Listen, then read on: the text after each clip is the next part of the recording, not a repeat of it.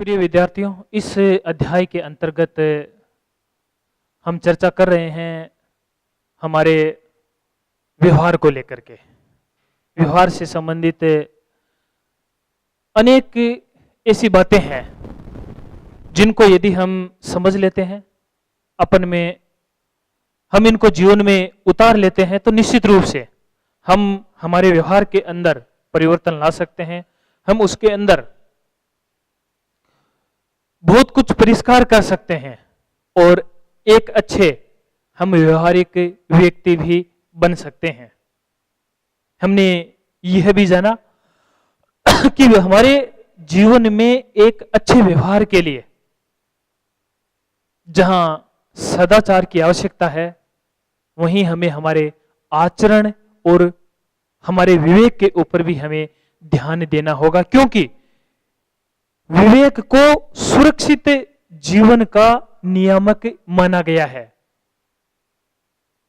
और मनुष्य एक विवेकशील प्राणी है, उसके अंदर विवेक है,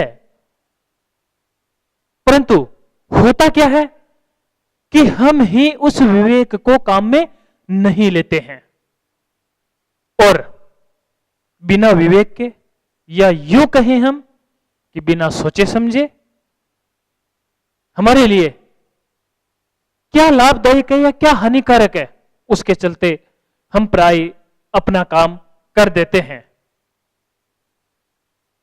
विद्यार्थियों, यदि इसी चीज को हम एक छोटे से उदाहरण के द्वारा समझे, मान लीजिए किसी नदी के अंदर एक लकड़ी का लट्ठा उस नदी के अंदर गिर गया है और वो उस नदी की धार के साथ में बह रहा है। आपको पता होना चाहिए वह जो लट्ठा है वह उस नदी की धार के साथ में बह रहा है और उसकी कोई मंजिल नहीं है। वह कभी इस किनारे आता है, कभी उस किनारे जाता है। हो सकता है बीच में कोई पत्थर आए, उसे टकरा सकता है, टूट सकता है, बीच में कोई झाड़ियां आए, उनमें फंस करके वहीं रुक सकता है वो।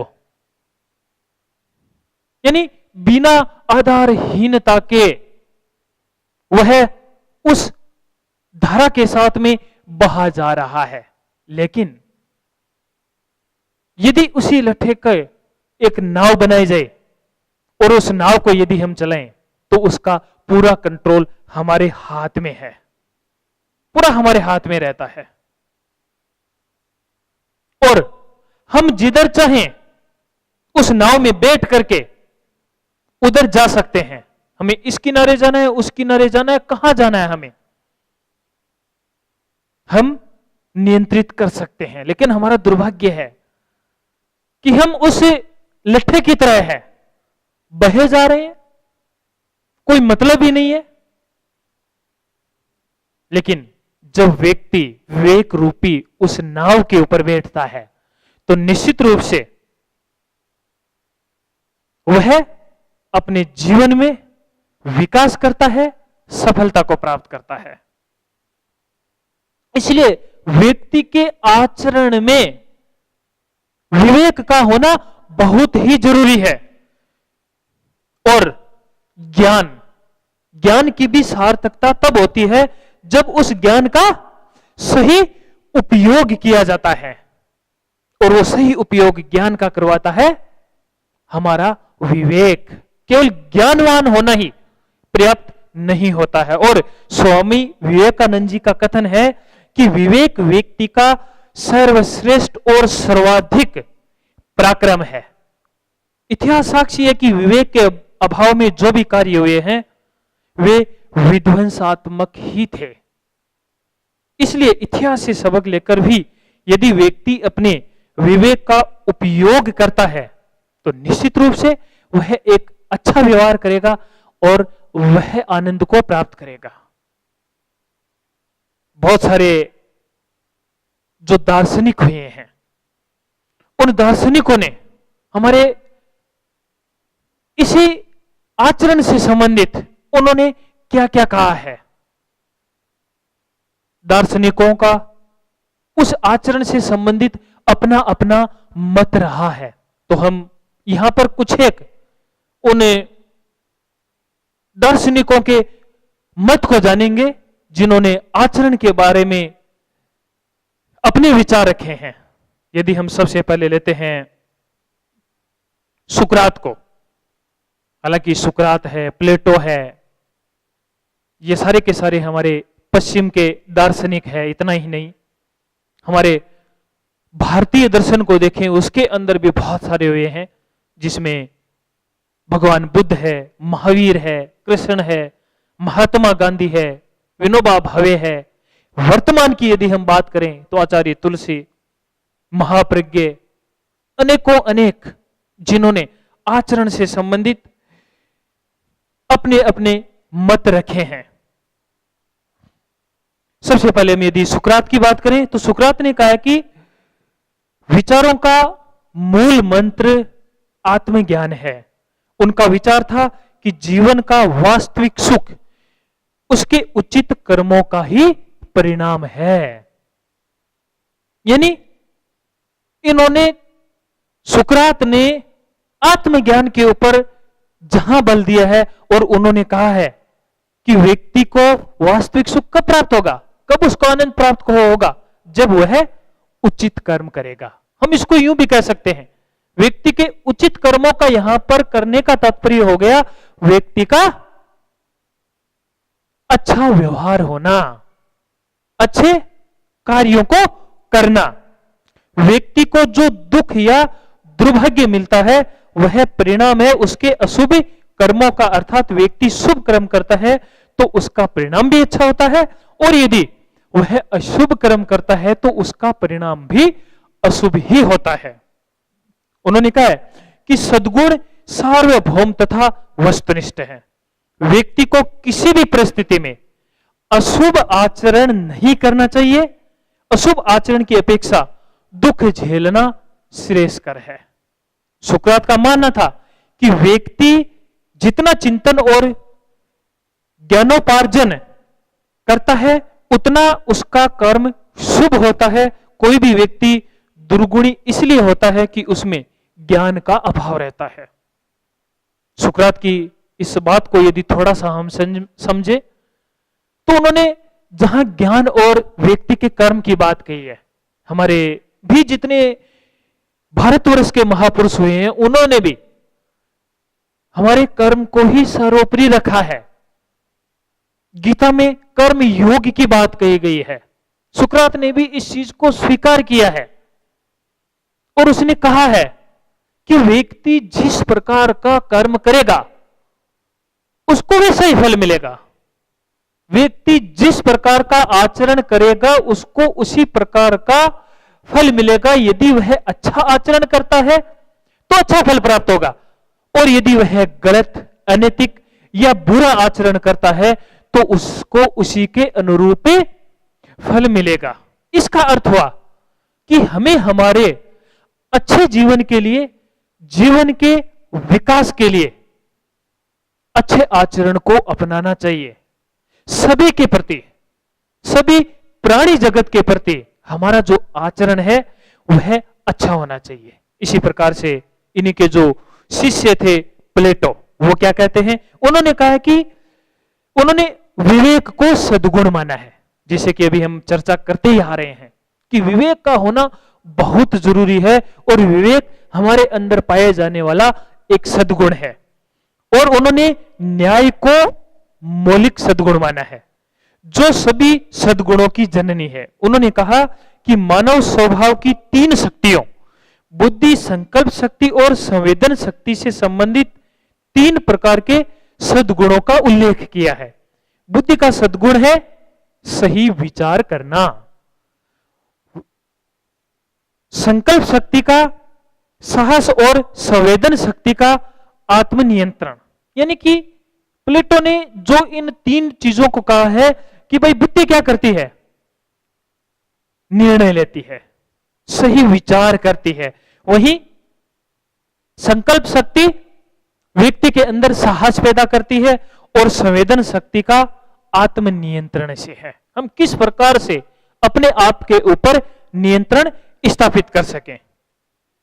भगवान बुद्ध ने इसके बारे में क्या कहा है?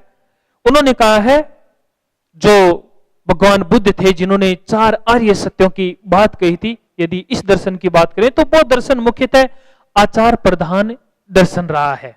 बुद्ध का कहना था कि यदि किसी को विषैला तीर लग जाए तो उसका पहला कार्य है उस तीर को निकालना, घाव का उपचार करना, न कि चिंतन करना कि तीर किसने क्यों चलाया आदि पर चिंतन करना। आज से हजारों साल पहले कितनी अच्छी बात कही थी भगवान बुद्ध ने, और यही चीज प्रिय विद्यार्थियों आज हमें देखने को मिलती है। आप भी जानते हैं, सभी जानते हैं, मान लीजिए कहीं पर भी किसी व्यक्ति के साथ में कोई एक्सीडेंट हो गया है, कोई घायल हो गया है, तब उस समय आपका विवेक क्या कहता है? यदि हम उसको हॉस्पिटल में डॉक्टर के पास ले जाते हैं तो उस समय उस डॉक्टर का जो विवेक है उसको क्या कहना चाहिए? लेकिन सब कुछ उल्टा होता है। होता यह है कि यदि हम उसको हॉस्पिटल ले गए तो डॉक्टर सबसे पहले यही कहेगा कि पुलिस में रिपोर्ट करवाई, इसका केस दर्ज करवाया, FIR इसकी करवाई, जबकि एक्सीडेंट वाला बेचारे की हालत इस प्रकार की है कि यदि उसका इलाज नहीं किया गया तो उसकी मृत्यु भी हो सकती है। कैसा है यह हमारा आचरण? क्या हम वास्तव में इतने निर्दयी बनते जा रहे हैं, या हम आज विवेक शून्य होते जा रहे हैं, या आज के जो भी नियम बनाए गए हैं उनसे लड़ने की हमारी इतनी क्षमता नहीं है कि हम उस चीज में उलझ जाते हैं कि ये क्यों हुआ, कैसे हुआ, पहले ये कराओ वो कराओ, तो क्या उस व्यक्ति की मृत्यु के पश्चात हम उसका इलाज करवाएंगे? भगवान बुद्ध यही कहना चाहते हैं कि हमारा आचरण सबसे पहले यह होना चाहिए कि हम उस व्यक्ति के प्रति क्या कर सकते हैं। ये मत सोचो तीर किधर से आया है, किसने चलाया है, ये तो बाद में भी सोचा जा सकता है, बाद में भी किया जा सकता है। सबसे पहला जो हमारा कर्तव्य है उस व्यक्ति को बचाना, उसको जो वेदना हो रही है उस वेदना से उसको उभारना। उन्होंने व्यक्ति और समाज की उन्नति के लिए सही मार्ग के विषय में चिंतन किया। उनके 4 आर्य सत्य है जो कि आप लोगों ने पिछले साल की क्लासों में पढ़ा होगा। उन्होंने वो 4 आर्य सत्यों को बताया, और उन 4 आर्य सत्यों में जो उन्होंने दुख की बात कही है उस दुख का निरोध किया जा सकता है, और किस प्रकार से उनके उस अष्टांगिक मार्ग को अपनाते हुए एक व्यक्ति उस पूर्ण शांति को प्राप्त कर सकता है। जैन नीति, जैन धर्म जिनमें 24 तीर्थंकर हुए हैं, और भगवान ऋषभ से लगा के 24वें तीर्थंकर हम भगवान महावीर तक की बात करते हैं, अनेक तीर्थंकर हुए हैं।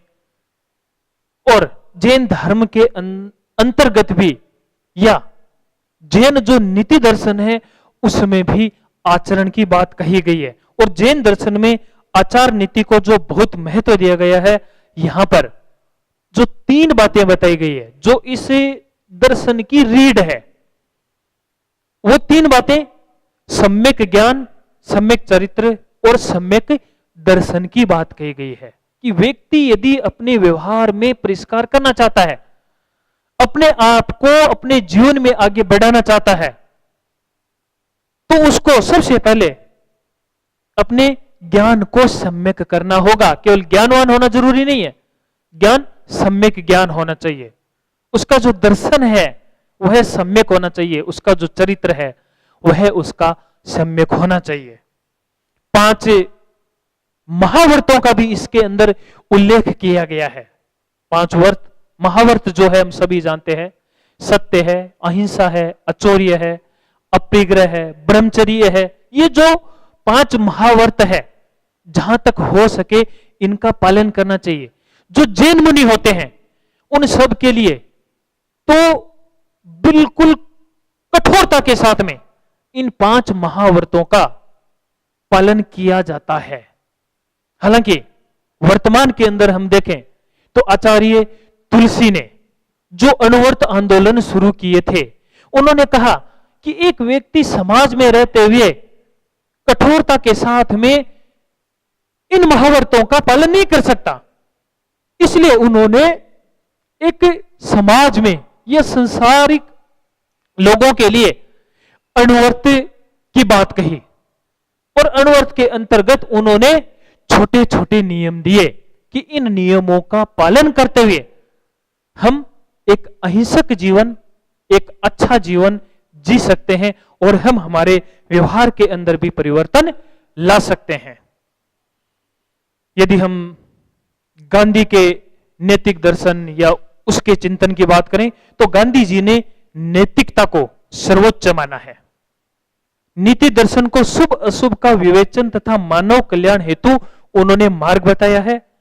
इसके अभाव में सामाजिक प्रगति संभव नहीं होती है। इसके बिना मानव दिशाहीन तथा उद्देश्यहीन हो जाता है।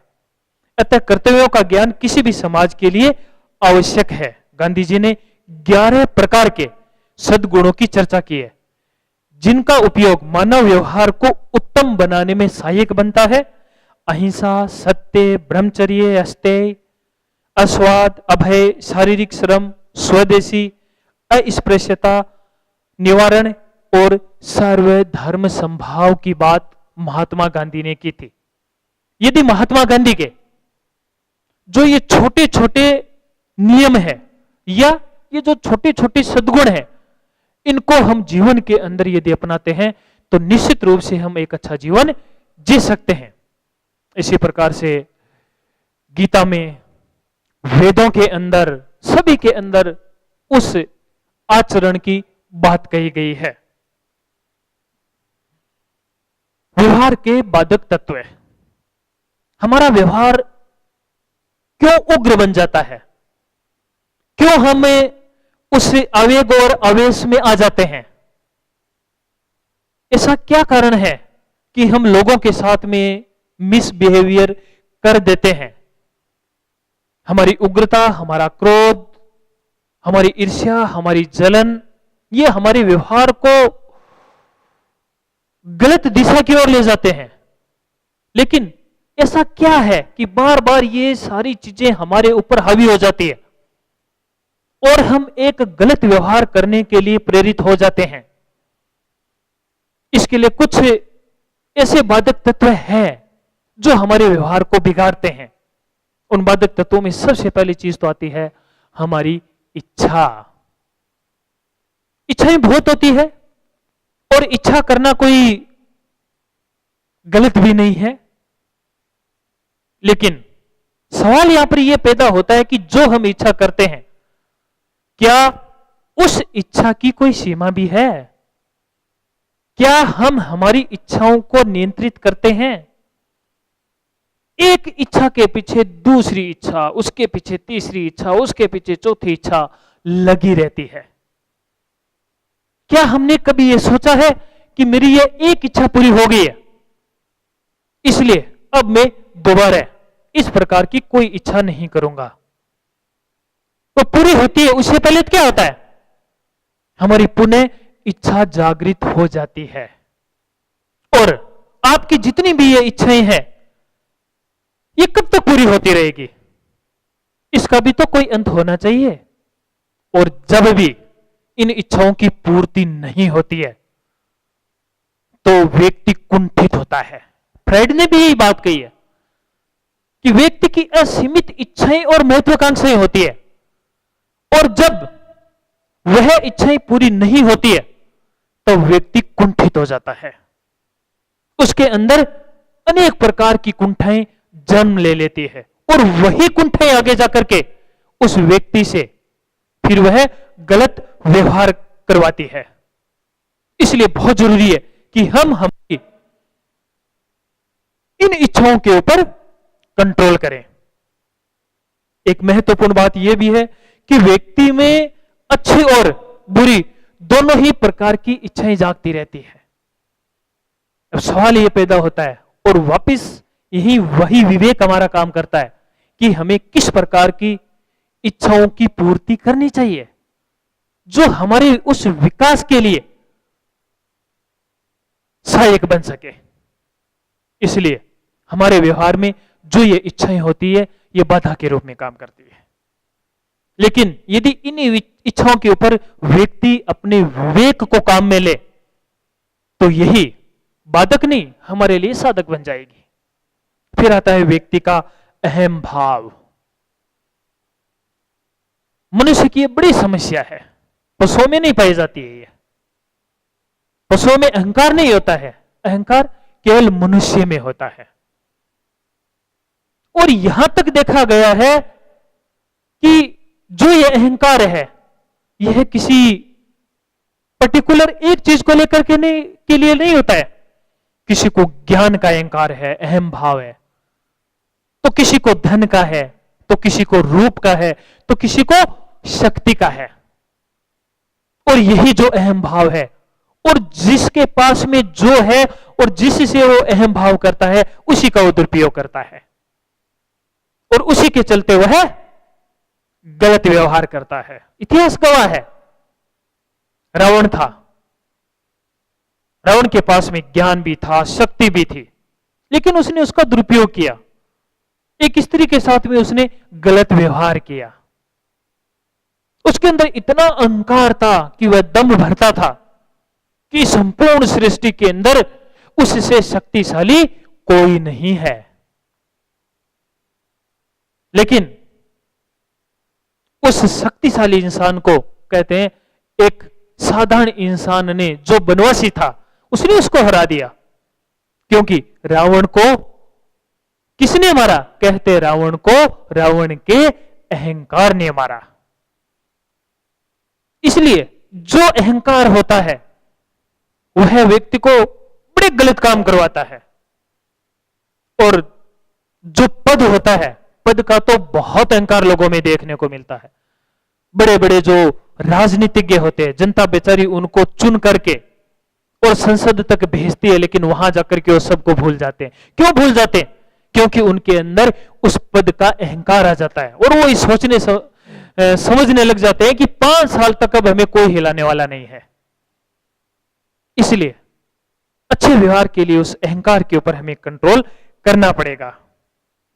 अनास्था, जो व्यक्ति के अंदर आस्था के भाव कम होते हैं, श्रद्धा और विश्वास जब टूटने लगते हैं तब व्यवहार खंडित हो जाता है। व्यवहार के लिए व्यक्ति के अंदर जहां मजबूत संकल्प शक्ति और विवेक की आवश्यकता है वहीं आस्था और श्रद्धा की भी आवश्यकता पड़ती है। मूल्यों का अभाव, क्योंकि मूल्य ही हमें चरित्रवान बनाते हैं, मूल्य ही हमें संस्कारवान बनाते हैं, मूल्य ही हमारे सद्गुण है। और यदि यही हमारे अंदर नहीं है तब निश्चित रूप से व्यक्ति का व्यवहार अच्छा हो ही नहीं सकता। सम्यक जीवन शैली के कुछ सूत्र बताए गए हैं और यही सम्यक जीवन शैली को यदि हम अपना लेते हैं तो निश्चित रूप से हमारा व्यवहार के अंदर परिवर्तन आएगा, सद्गुणों का विकास भी होगा। उसके लिए सबसे पहले जरूरी है सम्यक दर्शन। कहा भी गया, जैसी दृष्टि वैसी सृष्टि। अपने नजरिए को बदलो। अनेकांत, एकांत की दृष्टिकोण को छोड़ दो और अनेकांत दृष्टिकोण को अपनाओ। अनावश्यक हिंसा का वर्जन। बहुत सारे ऐसे काम चाहे तो जानबूझकर करें चाहे अनजाने में कर्म ऐसे करते थे जिनमें हिंसा होती है। यदि उसके प्रति हम जागरूक रहेंगे तो निश्चित रूप से हम जहां हिंसा से बचेंगे वहीं उन मूल्यों का, उन सद्गुणों का हमारे अंदर विकास होगा। सम, उपसम और श्रम। सम का अर्थ है सभी को अपने समान समझो। उपसम, शांत, अपने जीवन में शांति को स्थापित करो और श्रम को महत्व दो। शॉर्टकट रास्ते में कुछ नहीं रखा है और किसी ने आज तक सफलता नहीं प्राप्त की है। और जहां श्रम का महत्व होगा वहां निश्चित रूप से व्यक्ति का व्यवहार अच्छा होगा। इच्छा परिणाम, अब इच्छा की जो बात हो रही थी, इच्छाओं को कंट्रोल करो। इच्छाओं को सीमित करो। सम्यक आजीविका, जो हमारा आजीविका का साधन है, जो भी हम आजीविका के लिए काम में ले रहे हैं, उसके अंदर पूरी ईमानदारी, प्रामाणिकता को हम बरतें। संस्कार, व्यक्ति के अंदर अच्छे संस्कारों का होना जरूरी है। आहार शुद्धि, क्योंकि जैसा खाए अन्न वैसा होए मन, और जैसा मन होगा वैसा व्यवहार होगा। इसलिए आहार शुद्धि के ऊपर हमें ध्यान देना होगा। और साधर्मिक वात्सल्य, साधर्मिक वात्सल्य का अर्थ है समान धर्म वाले के प्रति वात्सल्य तथा बंधुत्व की भावना को रखना। व्यवहार परिवर्तन में सम्यक दृष्टिकोण की भूमिका, यानी कि व्यवहार परिवर्तन के लिए अपने नजरिए को बदलिए। और जब आपका नजरिया बदलेगा तो निश्चित रूप से आपके व्यवहार में परिवर्तन अपने आप घटित होता जाएगा।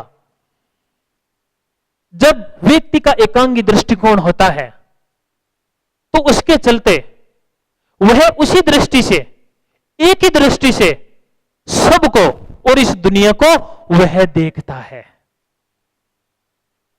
प्रेक्षा ध्यान के अनेक ऐसे प्रयोग है जिनके द्वारा व्यक्ति के व्यवहार के अंदर परिवर्तन लाया जा सकता है, क्योंकि ध्यान का परिणाम है जागरूकता। और जब भीतर परिवर्तन होता है तब बाहर परिवर्तन अपने आप दिखने लग जाता है। अपने आप व्यक्ति का जो आभा मंडल होता है वह बहुत ही अधिक प्रभाव वाला बनना शुरू हो जाता है। और प्रेक्षा ध्यान के जो प्रयोग है वो हमारे अंदर के रसायनों में परिवर्तन लाते हैं। तो इस प्रकार इन छोटी छोटी बातों को यदि हम ध्यान में रखते हैं और अपने जीवन में हम यदि उतारते हैं तो हम हमारे इस व्यवहार में परिवर्तन ला सकते हैं। तो प्रिय विद्यार्थियों, हमें भी हमारे जीवन में कुछ अच्छा बनने के लिए, अच्छा विकास करने के लिए और अपना योगदान इस समाज और राष्ट्र को देने के लिए हमें हमारे उस नजरिए को और उस व्यवहार को बदलना ही होगा। धन्यवाद।